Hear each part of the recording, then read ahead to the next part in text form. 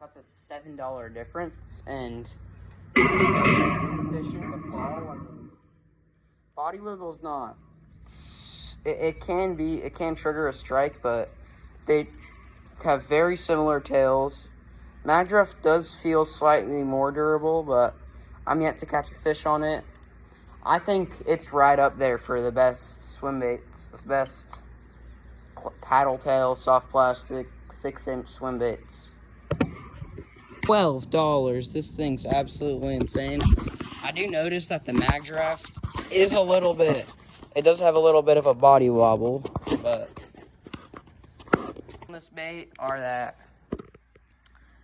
it's great. It's like I was saying, like the S-Waver, you know, if you pay a little bit more, you get better stuff. For this lure, I feel like it's just the best, you know. Those are my final thoughts of that swim bait.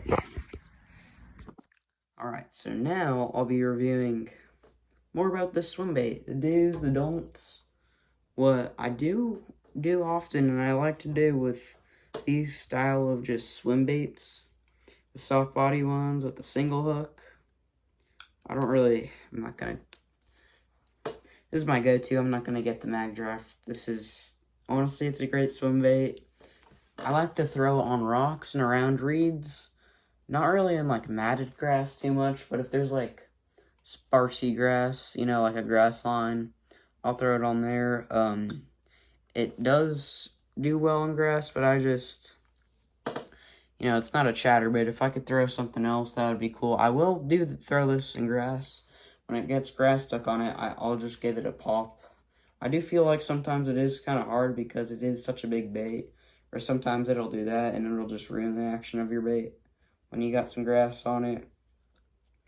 Another thing that I really like to do with this swim bait is letting it also crawl on the bottom, you know, because this is only like a 6-inch swim bait. It's not like a Huddleston, so it can just crawl on the bottom. You feel a rock pop. I would not throw this thing around brush piles. Doesn't do good around those. Doesn't do too good around those. So rocks and reeds with this. It's killer top hook. Fish it like you would with just a normal like paddle tail swim bait, because really this is a paddle tail swim bait, but it is a line through, so the hook does come out. So it's not,